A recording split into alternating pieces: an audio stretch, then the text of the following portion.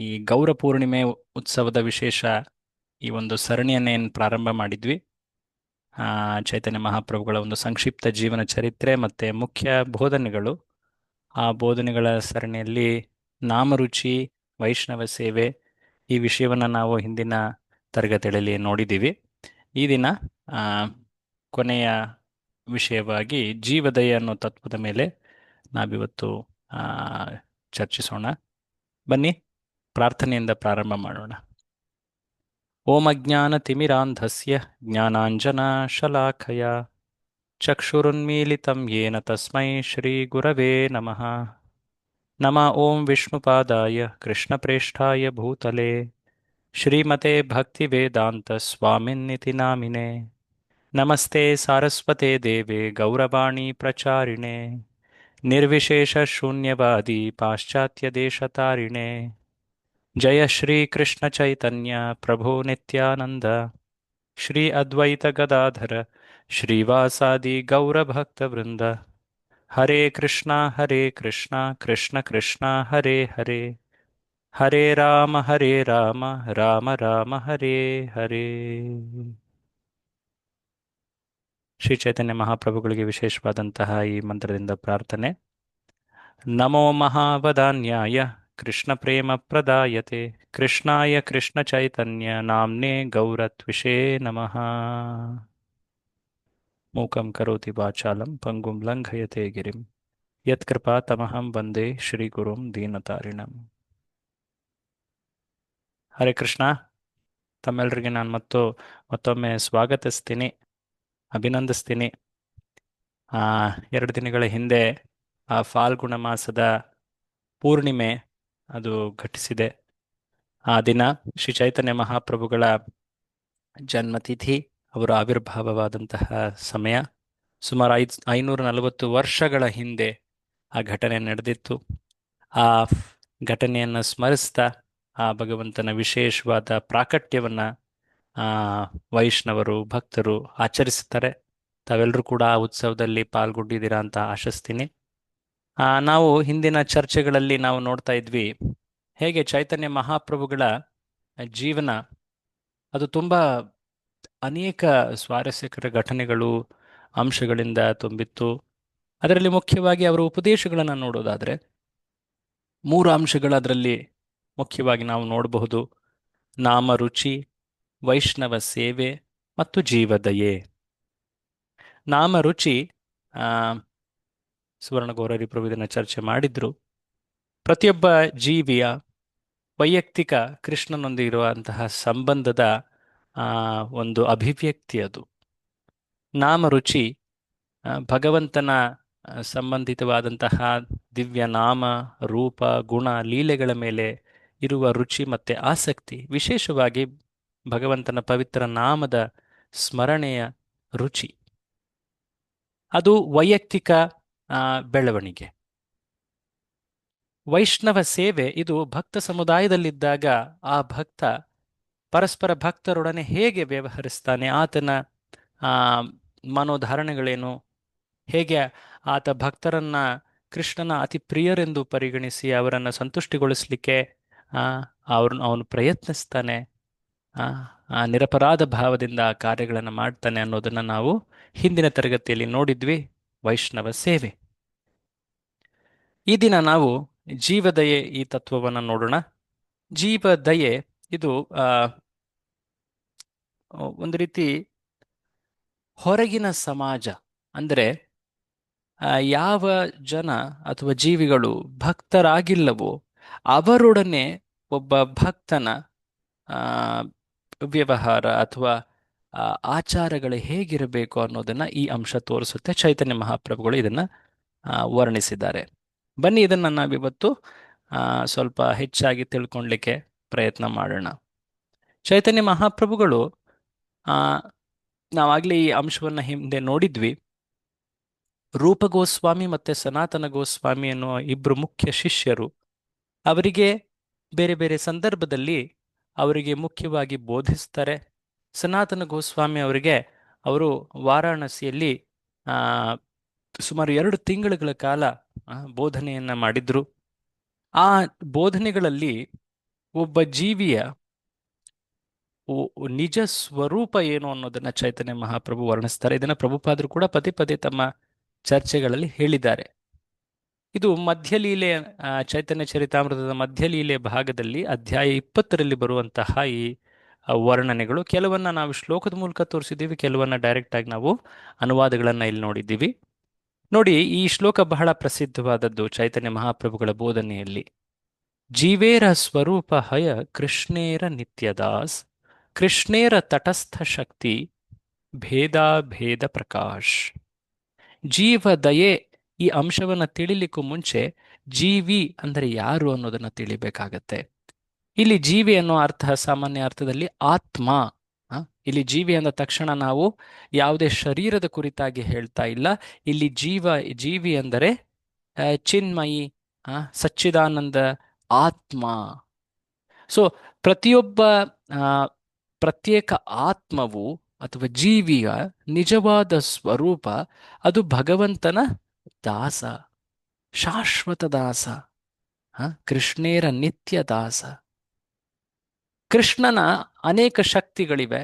ಆ ಅನೇಕ ಶಕ್ತಿಗಳನ್ನ ಮುಖ್ಯವಾಗಿ 3 ವಿಭಾಗದಲ್ಲಿ ನೋಡೋದಾದ್ರೆ ಅಂತರಂಗ, ಬಹಿರಂಗ ಮತ್ತೆ ತಟಸ್ಥ ಅಂತ ಹೇಳ್ತಾರೆ. ಅಂತರಂಗ ಎಂದರೆ ಯಾವ ಶಕ್ತಿ ಕೃಷ್ಣನಿಂದ ಎಂದೂ ಕೂಡ ಬೇರ್ಪಡುವುದೇ ಇಲ್ಲವೋ ಅದನ್ನ ಅಂತರಂಗ ಶಕ್ತಿ ಅಂತ ಹೇಳ್ತಾರೆ. ಅಂದ್ರೆ ಕೃಷ್ಣನ ನಿತ್ಯ ಧಾಮ, ಕೃಷ್ಣನ ನಿತ್ಯ ಮುಕ್ತ ಪರಿಕರ, ಭಕ್ತ, ಆನಂತರ ಆ ಆ, ಆತನ ಲೀಲಾ ಸಾಮಗ್ರಿಗಳು ಇವೆಲ್ಲವೂ ಕೂಡ ಇವನ್ನ ಅಂತರಂಗ ಶಕ್ತಿ ಅಂತ ಹೇಳ್ತಾರೆ. ಬಹಿರಂಗ ಶಕ್ತಿ ಅಂದ್ರೆ ಅದು ಕೂಡ ಕೃಷ್ಣನ ಶಕ್ತಿ, ಆದ್ರೆ ಅದು ಆ, ಬೇರ್ಪಟ್ಟಿದೆ. ಭಿನ್ನ ಪ್ರಕೃತಿ ಅನ್ನೋ ಒಂದು ಶಬ್ದವನ್ನ ಭಗವದ್ಗೀತೆಯಲ್ಲಿ ಕೃಷ್ಣ ಹೇಳಿದ್ದಾನೆ. ಭಿನ್ನ ಪ್ರಕೃತಿರ್ ಅಷ್ಟಧ ಅಂದ್ರೆ ಭೌತಿಕ ಜಗತ್ತು ಅಥವಾ ಭೌತಿಕ ಏನು ಆ, ಆ, ಶಕ್ತಿ ಅಥವಾ ಅಸ್ತಿತ್ವವಿದೆ. ಆ ಆ ಅಷ್ಟ ಆ ಭೌತಿಕ ಅಂಶಗಳು, ಪಂಚಮಹಾಭೂತ, ಆ, ಪೃಥ್ವಿ, ಜಲ, ಅಗ್ನಿ, ವಾಯು, ಆಕಾಶ, ನಂತರ ಮನಸ್ಸು, ಬುದ್ಧಿ, ಅಹಂಕಾರ, ಈ 8 ಅಂಶಗಳಿಂದ ಮಾಡಲಾಗಿರುವಂತಹ ಬಹಿರಂಗ ಶಕ್ತಿ. ಅದು ಕೃಷ್ಣನಿಂದ ಬೇರ್ಪಟ್ಟಿರುತ್ತೆ, ಆದರೆ ಅದು ಕೃಷ್ಣನೇ ಅದರ ಮೂಲ. ಆದ್ರೆ ಇನ್ನೊಂದು ಶಕ್ತಿ ತಟಸ್ಥ ಶಕ್ತಿ. ಇದು ಕೃಷ್ಣನಿಂದಲೇ ಬರುವಂತಹ ಶಕ್ತಿ, ಕೃಷ್ಣನಿಗೇ ಸೇರಿರುವ ಶಕ್ತಿ. ಆದರೆ ಈ ಶಕ್ತಿ ಇದಕ್ಕೆ ಸ್ವಾತಂತ್ರ್ಯವಿದೆ. ಅದು ಅಂತರಂಗ ಶಕ್ತಿಯೊಳಗಿರಬಹುದು ಅಥವಾ ಬಹಿರಂಗ ಶಕ್ತಿಯ ಒಳಗಿರಬಹುದು. ಇದು ಒಂದು ರೀತಿ ತಟದಂತೆ. ತಟ ಏನು ಒಂದು ನದಿ ಅಥವಾ ಸಮುದ್ರದ ಆ ತಟ ಇರುತ್ತೆ, ಬ್ಯಾಂಕ್ಸ್ ಅಂತ ಏನು ಹೇಳ್ತೀವಿ, ದಡ ಅಂತ ಏನು ಹೇಳ್ತೀವಿ. ಆ ತಟ ಅಥವಾ ದಡ ಕೆಲವೊಮ್ಮೆ ಅದು ನೀರಿನಿಂದ ಆವೃತವಾಗಿರ್ತದೆ, ಆದರೆ ಕೆಲವೊಮ್ಮೆ ಅದು ನೀರು ದೂರ ಆಗಿ ಕೇವಲ ನೆಲದಂತೆ ಕಾಣ್ತಾ ಇರ್ತದೆ. ಆ ಪ್ರದೇಶಕ್ಕೆ ತಟ ಅಂತ ಹೇಳ್ತಾರೆ. ಹಾಗೆ ಒಬ್ಬ ಜೀವಿ ಅಥವಾ ಆತ್ಮ ಅದು ತನ್ನ ಸ್ವಾತಂತ್ರ್ಯವನ್ನ ಉಪಯೋಗಿಸಿಕೊಂಡು ಅಂತರಂಗ ಶಕ್ತಿಯ ಪ್ರಭಾವದಲ್ಲಿರಬಹುದು ಅಥವಾ ಬಹಿರಂಗ ಶಕ್ತಿಯ ಪ್ರಭಾವದಲ್ಲಿರಬಹುದು. ಈ ಜಗತ್ತಿನಲ್ಲಿ ಕಾಣಸಿಗುವಂತಹ ಎಲ್ಲ ಜೀವಿಗಳು ಅವು ಬಹಿರಂಗ ಶಕ್ತಿಯ ಪ್ರಭಾವದಲ್ಲಿವೆ. ಅದೇ ಆಧ್ಯಾತ್ಮಿಕ ಜಗತ್ತು, ವೈಕುಂಠ, ಗೋಲೋಕಧಾಮದಲ್ಲಿರುವಂತಹ ಜೀವಿಗಳು ಅವು ಅಂತರಂಗ ಶಕ್ತಿಯ ಪ್ರಭಾವದಲ್ಲಿವೆ. ಸೊ ಹಾಗಾಗಿ ನಿತ್ಯ ಮುಕ್ತ ಮತ್ತೆ ನಿತ್ಯ ಬದ್ಧ ಎನ್ನುವಂತಹ ಈ ಭೇದಗಳನ್ನ ನಾವು ಕಾಣ್ತೀವಿ. ನಿತ್ಯ ಮುಕ್ತ ಅಂದರೆ ಸದಾ ಭಗವಂತನ ಜೊತೆ ಇರುವಂತಹ ಮುಕ್ತಾತ್ಮರು, ಭಗವಂತನ ಪಾರ್ಷದರು ಅಂತ ಕೂಡ ಹೇಳ್ತಾರೆ. ಆದರೆ ನಿತ್ಯ ಬದ್ಧ ಅಂದರೆ ಭೌತಿಕ ಜಗತ್ತಿನಲ್ಲಿ ಸಂಸಾರದಲ್ಲಿ ಬಳಲುತ್ತಿರುವಂತಹ ಭಗವಂತನಿಂದ ಬೇರ್ಪಟ್ಟಿರುವಂತಹ ಜೀವಿಗಳು, ಆತ್ಮಗಳು ಅಂತ. ಸೊ ಹೇಳ್ಬೇಕಂದ್ರೆ ಪ್ರತಿಯೊಬ್ಬ ಜೀವಿಯೂ ಭಗವಂತನ ದಾಸ, ಭಗವಂತನ ಸೇವಕ. ಆದರೆ ಕೃಷ್ಣನಿಂದ ಬೇರ್ಪಡುವ ಕಾರಣ ಏನು, ಇದನ್ನು ಚೈತನ್ಯ ಮಹಾಪ್ರಭು ಬಹಳ ಸ್ಪಷ್ಟವಾಗಿ ಹೇಳ್ತಾರೆ. ಯಾಕೆಂದ್ರೆ ಜೀವದಯೆ ತತ್ವವನ್ನ ತಿಳಿಯೋದಕ್ಕೂ ಮುಂಚೆ ಆ ಜೀವಿಯ ಸ್ವರೂಪವನ್ನ ತಿಳಿಯೋದು ಬಹಳ ಮುಖ್ಯವಾಗ್ತದೆ. ಆಗ ಆ ದಯೆಯ ನಿಜವಾದ ಅರ್ಥ ನಮಗೆ ತಿಳಿಯುತ್ತೆ. ಸೊ ಚೈತನ್ಯ ಮಹಾಪ್ರಭುಗಳು ಮುಂದೆ ಹೇಳ್ತಾರೆ, ಕೃಷ್ಣ ಭೂಲಿಯ ಜೀವ ಸೇಯಿ ಅನಾದಿ ಬಹಿರ್ಮುಖ ಅತಏವ ಮಾಯಾ ತಾರೆ ದೇಯ ಸಂಸಾರ ದುಃಖ. ಯಾರಾದ್ರೂ ಅನುವಾದ ಓದ್ತೀರಾ? ಕೆಳಗಿರುವಂತಹ ಅನುವಾದ. ಹರೇ ಕೃಷ್ಣ. ಹರೇ ಕೃಷ್ಣ ಪ್ರಭು. ಓದಿ. ಜೀವಿಯ ನಿಜವಾದ ಸ್ಥಾನವು ಅಲ್ಲ ಅಲ್ಲ, ಕೃಷ್ಣನ. ಕೆಳಗಡೆ ಇರುವಂತಹ ಶ್ಲೋಕದ ಅನುವಾದ. ಓಕೆ. ಕೃಷ್ಣನನ್ನು ಮರೆತು ಜೀವನು ಬಹಿರಂಗ ಶಕ್ತಿಯಿಂದ ಆಕರ್ಷಿತನಾಗಿದ್ದಾನೆ. ಆದ್ದರಿಂದ ಮಾ ಆದ್ದರಿಂದ ಮಾಯ ಅವನಿಗೆ ಎಲ್ಲಾ ವಿಧದ ದುಃಖಗಳನ್ನು ಹಾ. ನೀಡುತ್ತದೆ. ಸೊ ಜೀವಿ, ಆ ಆ ಜೀವಿ ಬಹಿರಂಗ ಶಕ್ತಿಯಿಂದ ಆಕರ್ಷಿತನಾಗಿ ಹ್ಮ್, ಬಹಿರ್ಮುಖನಾಗಿದ್ದಾನೆ. ಆ ಆ ಕಾರಣದಿಂದಾಗಿ, ಅಂದ್ರೆ ಕೃಷ್ಣನಿಂದ ಆತ ವಿಮುಖನಾಗಿದ್ದಾನೆ. ಕೃಷ್ಣನಲ್ಲಿ ಆತನಿಗೆ ಆಸಕ್ತಿ ಅಥವಾ ರುಚಿ ಇಲ್ಲದ ಕಾರಣ ಮಾಯೆ ಆತನನ್ನ ತನ್ನ ಸೆರೆಯಲ್ಲಿಟ್ಟಿದೆ. ಸಂಸಾರದ ದುಃಖಗಳನ್ನ ಆ ಜೀವಿ ಈಗ ಅನುಭವಿಸ್ತಾ ಇದೆ. ಸೊ ಜೀವಿಯ ನೋವು ಅಥವಾ ಕಷ್ಟಗಳ ಕಾರಣ ಏನು? ಕೃಷ್ಣನಿಂದ ಬಹಿರ್ಮುಖವಾಗಿರುವುದರಿಂದ. ಚೈತನ್ಯ ಮಹಾಪ್ರಭು ಇದನ್ನು ಸ್ಪಷ್ಟವಾಗಿ ಹೇಳಿದ್ದಾರೆ. ಹಾಗಾಗಿ ಈ ಜಗತ್ತಿನಲ್ಲಿರುವಂತಹ ಜೀವಿ ಎಷ್ಟೇ ಪ್ರಯತ್ನ ಪಟ್ಟರು, ಆ, ಎಲ್ಲಿಯವರೆಗೆ ಕೃಷ್ಣ ಮುಖನಾಗುವುದಿಲ್ಲವೋ, ಆ, ಭಕ್ತಿಯ ಪಾಲನೆಯನ್ನ ಮಾಡೋದಿಲ್ಲವೋ, ಅಲ್ಲಿಯವರೆಗೆ ಜೀವಿಯು ಒಂದಲ್ಲ ಒಂದು ರೀತಿಯಲ್ಲಿ ಸಂಸಾರದಲ್ಲಿ ದುಃಖಿಸ್ತಾನೇ ಇರುತ್ತೆ. ಆ, ಇದನ್ನ ವರ್ಣಿಸ್ಲಿಕ್ಕೆ ಚೈತನ್ಯ ಮಹಾಪ್ರಭು ಮುಂದೆ ಹೇಳ್ತಾರೆ. ಓದಿ ಇದನ್ನ, ಓದಿ ಯಾರಾದ್ರೂ ಬೇಗ. ಹರೇ ಕೃಷ್ಣ ಪ್ರಭು. ಓದಿ. ಜೀವಿಯ ನಿಜವಾದ ಸ್ಥಾನವು ಕೃಷ್ಣನ ಅಲ್ಲ, ಶಾಶ್ವತ. ಅದಲ್ಲ. ನೀವು ಮತ್ತೆ ಅದನ್ನೇ ಓದ್ತಾ ಇದ್ದೀರಾ. ಕೆಳಗಡೆ ಓದಿ. ಭೌತಿಕ ಕೃಷ್ಣನನ್ನು ಸ್ಥಿತಿಯಲ್ಲಿ. ಭೌತಿಕ ಸ್ಥಿತಿಯಲ್ಲಿ ಜೀವನು ಕೆಲವೊಮ್ಮೆ ಮೇಲಿನ ಲೋಕಗಳಲ್ಲಿ ಸುಖವನ್ನು ಪಡೆಯುತ್ತಾನೆ ಮತ್ತು ಕೆಲವೊಮ್ಮೆ ನರಕದ ಸ್ಥಿತಿಗೆ ಬೀಳುತ್ತಾನೆ. ಅವನ ಸ್ಥಿತಿ ರಾಜನು ಅಪರಾಧಿಯನ್ನು ನೀರಿನಲ್ಲಿ ಮುಳುಗಿಸಿ ಮತ್ತು ಎತ್ತುವಂತೆ ಏರಿಳಿತಗಳಿಂದ ಕೂಡಿರುತ್ತದೆ. ಕೂಡಿರುತ್ತದೆ. ಅಂದರೆ ಮಾಯಾಶಕ್ತಿಯ ಪ್ರಭಾವದಲ್ಲಿ ಜೀವಿ ಕೆಲವೊಮ್ಮೆ ಊರ್ಧ್ವಲೋಕ, ಆ, ಭುವ ಸ್ವರ್ಗಲೋಕ, ಈ ರೀತಿಯಾಗಿ ಉನ್ನತ ಲೋಕಗಳ ಪ್ರಯಾಣವನ್ನ ಮಾಡುತ್ತೆ. ಕೆಲವೊಮ್ಮೆ ಅಧೋಲೋಕ, ಪಾತಾಳ ಲೋಕದವರೆಗೂ ಅದು ಪ್ರಯಾಣವನ್ನ ಮಾಡುತ್ತೆ ಕರ್ಮಕ್ಕನುಸಾರವಾಗಿ. ಕೆಲವೊಂದು ಕಡೆ ಅದು ಸುಖವನ್ನ ಅನುಭವಿಸಿದರೆ, ಕೆಲವೊಂದು ಕಡೆ ದುಃಖವನ್ನ ಅನುಭವಿಸ್ತಾ ಇರ್ತದೆ. ಆದರೆ ಆ ಸುಖ ಅಥವಾ ದುಃಖ ಎರಡೂ ಕೂಡ ಅದನ್ನ ಆ ಸಂಸಾರ ಅಥವಾ ಬ್ರಹ್ಮಾಂಡದಲ್ಲಿಯೇ ಬಂಧನದಲ್ಲಿ ಇರಿಸುತ್ತೆ. ಹೇಗೆಂದ್ರೆ, ಇದಕ್ಕೆ ಉದಾಹರಣೆ ರೂಪದಲ್ಲಿ ಮಹಾಪ್ರಭು ಅವರು ಹೇಳ್ತಾ ಇದ್ದಾರೆ. ಒಬ್ಬ ರಾಜ ತಪ್ಪು ಮಾಡಿರುವಂತಹ ಅಪರಾಧಿಗೆ ಶಿಕ್ಷೆಯನ್ನ ನೀಡೋ ಸಮಯದಲ್ಲಿ ಕೆಲವೊಮ್ಮೆ ನೀರಿನಲ್ಲಿ ಮುಳುಗಿಸ್ತಾನೆ. ಆಗ ಆ ಅಪರಾಧಿ ತುಂಬಾ ದುಃಖ ಅನುಭವಿಸಿದ ಹಾಗೆ ಆಗತ್ತೆ. ಕೆಲ ಸಮಯ ನೀರಿನಿಂದ ಮೇಲೆತ್ತುತ್ತಾನೆ ತನ್ನ ಸೈನಿಕರ ಮೂಲಕ. ಆಗ ಮೇಲೆ ಎದ್ದ ತಕ್ಷಣ, ಓ, ನಾನೀಗ ಆ ದುಃಖದಿಂದ ಹೊರಗೆ ಬಂದಿದ್ದೀನಿ, ಸುಖವನ್ನು ಅನುಭವಿಸ್ತಾ ಇದ್ದೀನಿ ಅಂತ ಆ ಜೀವಿ ಆ ಅಪರಾಧ ತಿಳ್ಕೊಳ್ತಾನೆ. ಆದರೆ ಅವನು ಶಿಕ್ಷೆಯ ಆ ಮಿತಿಯಲ್ಲೇ ಇದ್ದಾನೆ, ಶಿಕ್ಷೆಗೊಳಗಾಗಿದ್ದಾನೆ. ಅಂದ್ರೇನು? ಸ್ವಲ್ಪ ಸಮಯ ಮಾತ್ರ ಅದು ನೀರಿನಿಂದ ಮೇಲೆತ್ತಿರುವಂತಹ ಸಂದರ್ಭ. ಸ್ವಲ್ಪ ಸಮಯ ಆದ ತಕ್ಷಣವೇ ಆ ಸೈನಿಕರು ಆ ಅಪರಾಧಿನ ಮತ್ತೆ ನೀರಿನಲ್ಲಿ ಮುಳುಗಿಸ್ತಾರೆ, ಆ ಶಿಕ್ಷೆಯನ್ನ ನೀಡುತ್ತಾ ಇದ್ದಾರೆ. ಸೊ ಹೀಗೆ ಜೀವಿ ಈ ಜಗತ್ತಿನಲ್ಲಿ ಅನುಭವಿಸುವ ಸುಖವೂ ಕೂಡ ಅದು ತಾತ್ಕಾಲಿಕ, ಮತ್ತೆ ಅದು ದುಃಖವನ್ನ ಹೆಚ್ಚು ಮಾಡ್ತದೆ. ಹಾಗಾಗಿ ಈ ಜಗತ್ತಿನಲ್ಲಿ ಜೀವಿ ಸದಾ ಒಂದು ರೀತಿಯಲ್ಲಿ ದುಃಖವನ್ನೇ ಅನುಭವಿಸ್ತಾ ಇರ್ತದೆ. ಈ ಮಾತನ್ನ ಚೈತನ್ಯ ಮಹಾಪ್ರಭು ಹೇಳ್ತಾ ಇದ್ದಾರೆ. ಈ ಅನುಭವಕ್ಕೆ ಮೂಲ ಕಾರಣ ಏನು? ಯಾರಾದ್ರೂ ಮತ್ತೆ ನೆನಪಿಸ್ಕೊಳ್ತೀರಾ? ಏನು ಮೂಲ ಕಾರಣ ಇದಕ್ಕೆ? ಈಗ ತಾನೇ ನಾವು ನೋಡಿದ್ವಿ ಅದನ್ನ. ಇದಕ್ಕೆ ಮೂಲ ಕಾರಣ ಯಾಕೆ? ಏನದು? ಜೀವಿಗೆ ಈ ಅನುಭವ ಯಾಕೆ ಆಗ್ತಾ ಇದೆ? ಅಜ್ಞಾನ. ಅಜ್ಞಾನ. ಅಜ್ಞಾನ. ಓಕೆ. ಕೃಷ್ಣನನ್ನು ಮರೆತಿರುವುದರಿಂದ. ಕೃಷ್ಣನನ್ನ ಮರೆತಿರುವುದು. ಓಕೆ. ಒಂದು ಶಬ್ದನ ನಾವು ನೋಡಿದ್ವಿ ಈಗ ತಾನೆ, ಶ್ಲೋಕದಲ್ಲೂ ಕೂಡ ಇದೆ ಅದು.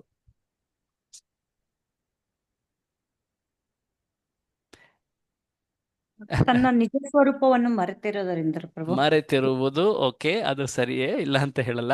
ಬಟ್ ಒಂದು ಶಬ್ದ ನಾನು ನಿಮ್ಮೆಲ್ಲರಿಂದ ಅಪೇಕ್ಷಿಸ್ತಾ ಇದ್ದೀನಿ. ಆ ಶಬ್ದ ಎಕ್ಸಾಕ್ಟ್, ಆ ಪದ. ಬಹಿರಂಗ ಶಕ್ತಿಯಿಂದ ಆಕರ್ಷಿತ. ಬಹಿರಂಗ ಭಿನ್ನ ಪ್ರಕೃತಿ. ಓಕೆ, ಅದ್ ನಿಮ್ ಕಣ್ಮುಂದೆನೆ ಇದೆ. ಮಾಯಾ. ಮಾಯಾ. ಮಾಯಾ.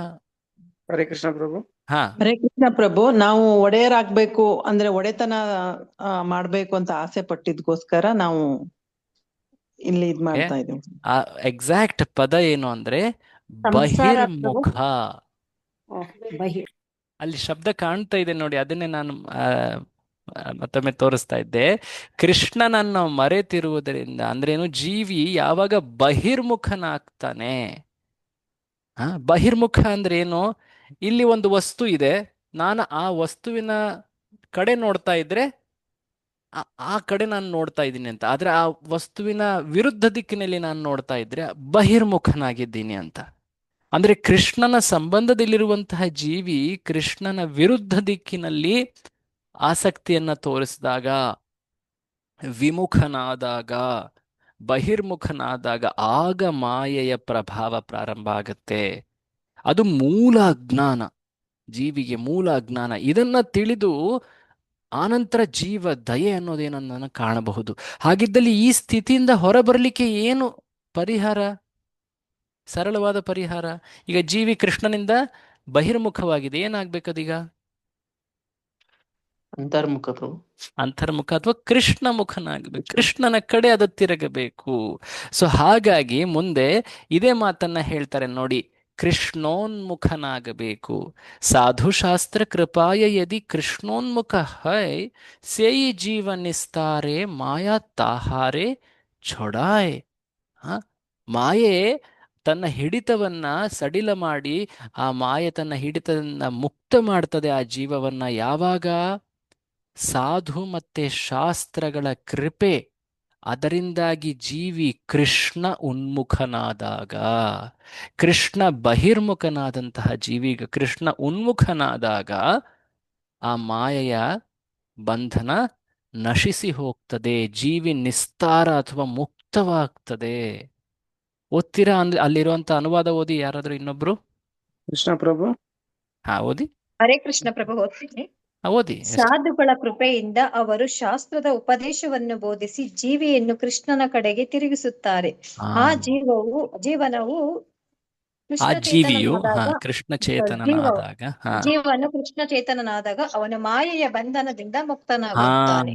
ಸೊ ಏನ್ ಅರ್ಥ ಅಂದ್ರೆ, ನಮ್ಮ ಜೀವನದಲ್ಲಿರುವಂತಹ ದುಃಖಗಳ ಮೂಲ ಪರಿಹಾರ ಏನದು? ಕೃಷ್ಣ ಚೇತನನಾಗುವುದು, ಕೃಷ್ಣೋನ್ಮುಖನಾಗುವುದು. ಅದು ಹೇಗೆ ಸಾಧ್ಯ ಆಗತ್ತೆ? ಹೇಗೆ ಸಾಧ್ಯ ಆಗ್ತದೆ?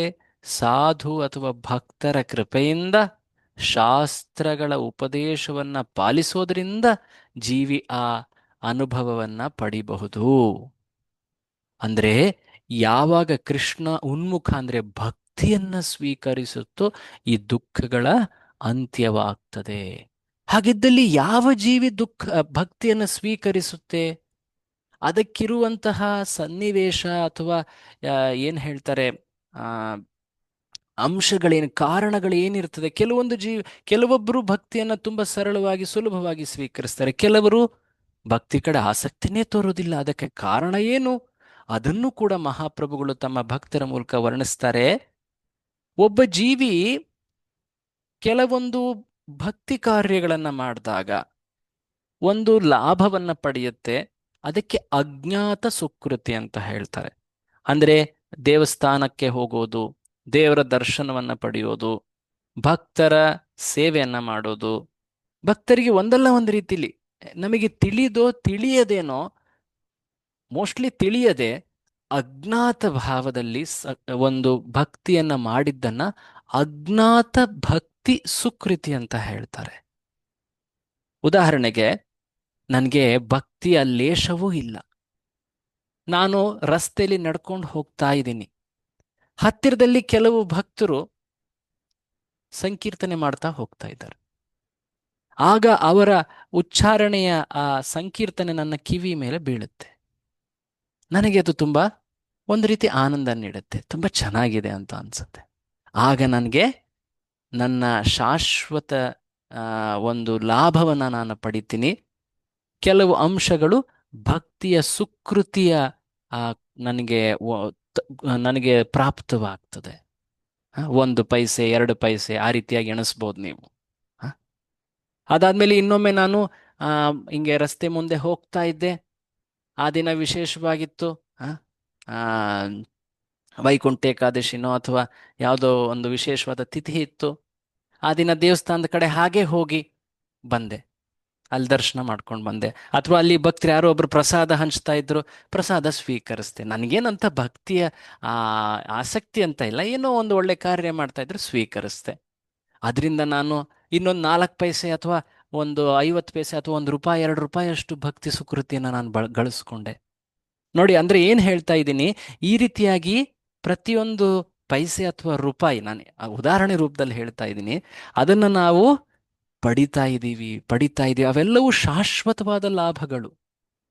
ಅವುಗಳನ್ನ ಕೂಡಿಸ್ತಾ ಕೂಡಿಸ್ತಾ ಕೂಡಿಸ್ತಾ ಒಂದು ಸಮಯದಲ್ಲಿ ನಾನು ₹100 ಭಕ್ತಿಯ ಸುಕೃತಿಯನ್ನ ಪಡೆದೆ ಅಂತ ಒಂದು ಉದಾಹರಣೆಗೆ ಹೇಳೋದಾದ್ರೆ, ಆಗ ಆ ಸುಕೃತಿ ಶ್ರದ್ಧೆಯ ರೂಪದಲ್ಲಿ ಪರಿವರ್ತಿತವಾಗ್ತದೆ. ಮುಂದಿನ ಈ ಒಂದು ಲೈನ್ ಅನ್ನ ಓದಿ. ಅಜ್ಞಾತ ಭಕ್ತಿ ಓದಿ ಯಾರಾದ್ರು? ಪ್ರಭು, ನಾನೇ ಹೋದ್ಲಾ?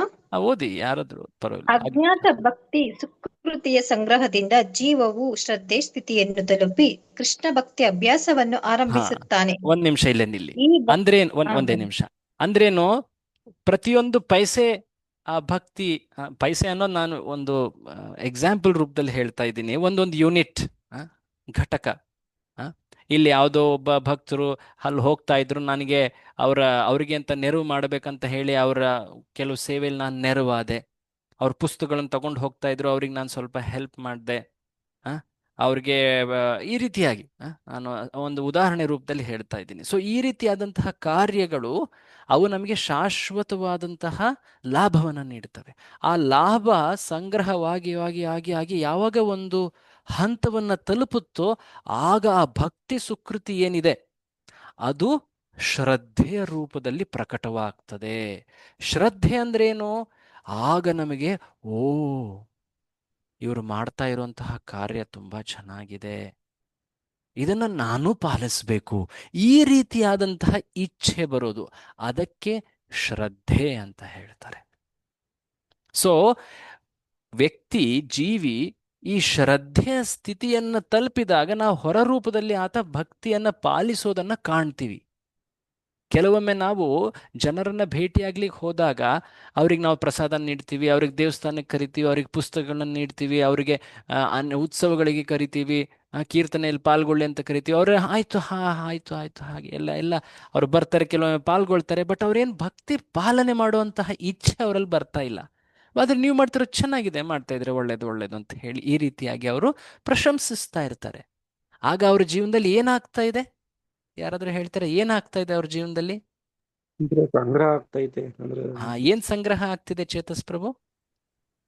ಅಂದ್ರೆ ಭಕ್ತಿ ಅನ್ನೋದೊಂದು ಸ್ವಲ್ಪನೇ ಸಂಗ್ರಹ ಆಗಿ ಇನ್ನೊಂದು ಜನ್ಮದಲ್ಲಿ ಅದಕ್ಕೆ ಶಬ್ದ ಏನು ಉಪಯೋಗಿಸ್ತಾರೆ ಅಂದ್ರೆ ಅಜ್ಞಾತ ಭಕ್ತಿ ಸುಕೃತಿ.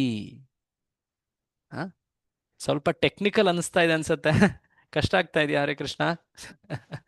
ಇಲ್ಲ ಪ್ರಭು, ಬಟ್ ಇದೊಂದು ಸ್ವಲ್ಪ ನೀವು ತಿಳ್ಕೊಂಡ್ಬಿಟ್ರೆ ಕೆಲವೊಮ್ಮೆ ಪ್ರಶ್ನೆ ಬರುತ್ತೆ ನಮ್ಗೆ, ಅರೆ ಈತ ಎಷ್ಟು ಬೇಗನೆ, ನಾನು ಜಸ್ಟ್ ಒಂದು ಹೋಗಿ ಸ್ವಲ್ಪ ಪ್ರಸಾದ ಕೊಟ್ಟು ಒಂದು ಪುಸ್ತಕ ಕೊಟ್ಬಿಟ್ಟೆ, ಆಮೇಲೆ 2-3 ದಿನ ಆದ್ಮೇಲೆ ಆತ ದೇವಸ್ಥಾನದಲ್ಲಿ ಬಂದು ಮಾಲೆ ಹಿಡಿದು ಜಪ ಮಾಡ್ಲಿಕ್ಕೆ ಪ್ರಾರಂಭ ಮಾಡ್ಬಿಟ್ಟ. ಏನಾಗಿರ್ಬೋದು ಆತನ ಜೀವನದಲ್ಲಿ? ಆತ ಅನೇಕ ದಿನ, ಅನೇಕ ವರ್ಷ, ಕೆಲವೊಮ್ಮೆ ಹಿಂದೆ ಅನೇಕ ಜನ್ಮಗಳಿಂದ ಆತ ಭಕ್ತಿಯ ಸುಕೃತಿಯನ್ನ ಸಂಗ್ರಹ ಮಾಡ್ತಾ ಇದ್ದ. ನೀವು ಹೋಗಿ ಪ್ರಸಾದ ಕೊಟ್ಟಾಗ ಆತ ಮೋಸ್ಟ್ಲಿ ₹99 ಇದ್ ನಿಂತಿದ್ನೇನೋ. ನೀವು ಕೊಟ್ಟ ಮೇಲೆ ಆತನ ಆ ಸುಕೃತಿ ತುಂಬಾ ಸಂಗ್ರಹ ಆಗಿ ಫಲಿತವಾಗಿ ಶ್ರದ್ಧೆ ರೂಪದಲ್ಲಿ ಅದು ಪ್ರಕಟವಾಯಿತು. ಆಗ ನಮ್ಗನ್ಸುತ್ತೆ, ಈತ ಭಕ್ತನಾದ, ನಾನು ಪ್ರಸಾದ ಕೊಟ್ಟಿದ್ರಿಂದ ಭಕ್ತ ಆಗ್ಬಿಟ್ಟ ಅಂತ ಅನ್ಕೊಳ್ತೀವಿ. ಆದ್ರೆ ಏನದು, ಹಿಂದೆ ಎಷ್ಟೊಂದು ಭಕ್ತರ ಕೊಡುಗೆ ಇತ್ತು. ಪ್ರತಿಯೊಬ್ರು ಕೂಡ ಆತನ ಜೀವನದಲ್ಲಿ ಸುಕೃತಿಯನ್ನ ಪ್ರದಾನ ಮಾಡ್ತಾ ಇದ್ರು. ಅದು ಕೊನೆಗೆ ಶ್ರದ್ಧೆ ರೂಪದಲ್ಲಿ ಕಣ್ಮುಂದೆ ಈಗ ಅದು ಫಲಿತವಾಗಿದೆ. ಇದಕ್ಕೆ ಶ್ರದ್ಧೆ ಅಂತ ಹೇಳ್ತಾರೆ. ಶ್ರದ್ಧೆ ಅಂದ್ರೇನು? ಭಕ್ತಿ ಕಾರ್ಯಗಳಲ್ಲಿ ವಿಶ್ವಾಸ ಮತ್ತು ಭಕ್ತಿ ಪಾಲನೆಯ ಪ್ರಬಲ ಇಚ್ಛೆ. ಸೊ ಹೀಗೆ ಶ್ರದ್ಧೆಯಿಂದ ಭಕ್ತಿ ಬೆಳೀತಾ ಹೋಗುತ್ತೆ. ಇದೊಂದು ವಿಜ್ಞಾನ.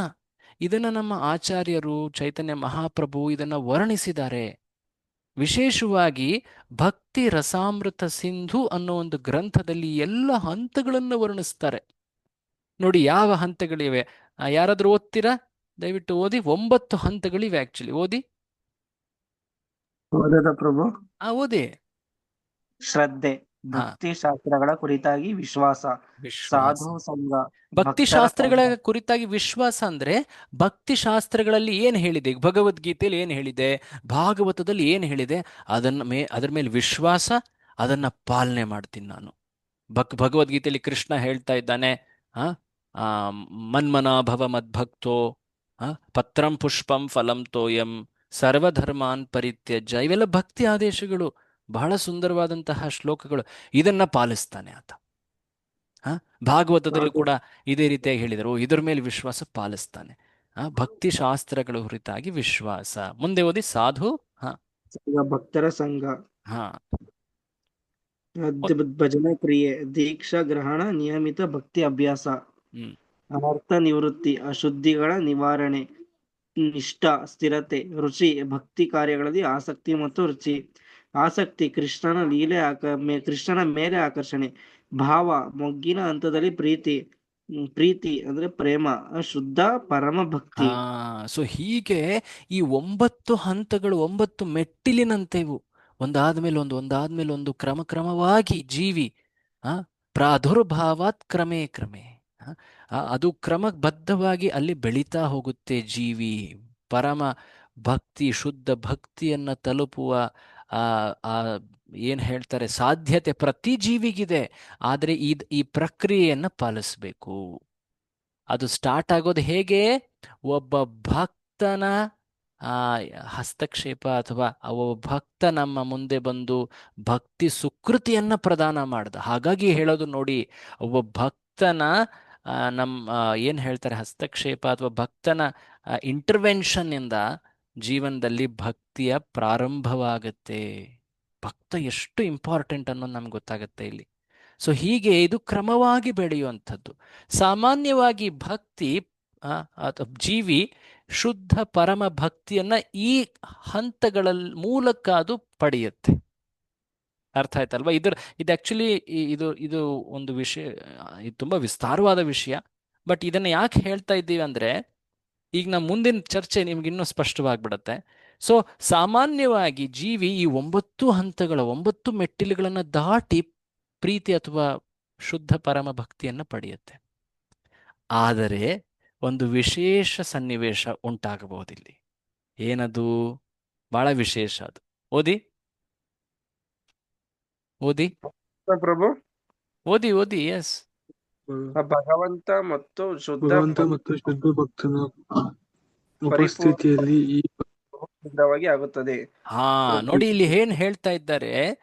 ಭಗವಂತ ಅಥವಾ ಶುದ್ಧ ಭಕ್ತ ಇದ್ದ ಅಂದ್ರೆ ಆತನ ಪ್ರಕಟ ಲೀಲೆಗಳಲ್ಲಿ, ಅಂದ್ರೆ ಈಗ ಶ್ರೀಲ ಪ್ರಭುಪಾದರ ಸಮಯದಲ್ಲಿ, ಭಕ್ತಿ ಸಿದ್ಧಾಂತ ಸರಸ್ವತಿ ಠಾಕೂರರ ಸಮಯದಲ್ಲಿ, ಚೈತನ್ಯ ಮಹಾಪ್ರಭುಗಳ ಸಮಯದಲ್ಲಿ, ಶ್ರೀ ಕೃಷ್ಣನ ಪ್ರಾಕಟ್ಯ ಲೀಲೆಗಳ ಸಮಯದಲ್ಲಿ ಒಬ್ಬ ಜೀವಿ ಆತ ಅಜ್ಞಾನದಲ್ಲಿ ಮುಳುಗಿದ್ರೂ ಕೂಡ ಆ ವಿಶೇಷ ವ್ಯಕ್ತಿಗಳ ಕೃಪೆ ಎಷ್ಟು ಪ್ರಬಲವಾಗಿರ್ತದೆ ಅಂದ್ರೆ ಪರಿವರ್ತನೆ ಬಹಳ ಶೀಘ್ರವಾಗಿ ಆಗ್ಬಿಡುತ್ತೆ.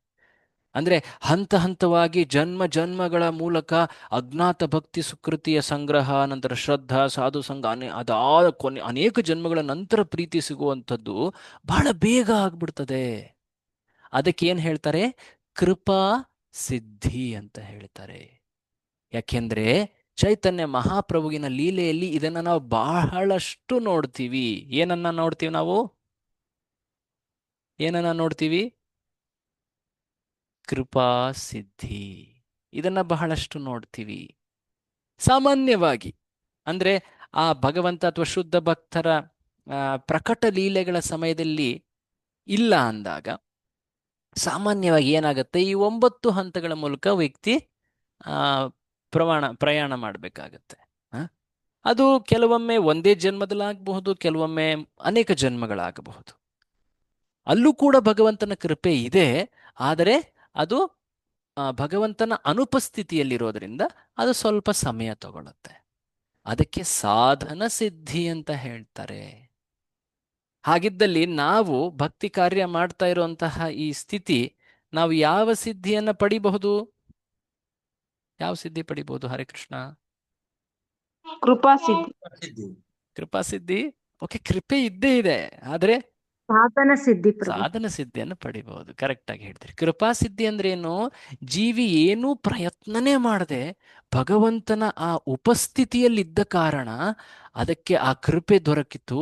ಅಪರಾಧ ಇಲ್ಲದಿದ್ದರಿಂದ ತಕ್ಷಣ ಪರಿವರ್ತಿತವಾಗಿ ಶುದ್ಧ ಭಕ್ತನಾಗಿತ್ತು, ಮುಕ್ತವಾಯಿತು. ಈ ಅನೇಕ ಲೀಲೆಗಳನ್ನು ನೋಡ್ತೀವಿ ನಾವು. ಈ ಕೆಲ ಲೀಲೆಗಳನ್ನು ನೋಡೋಣ ಅದನ್ನೇ ಈಗ.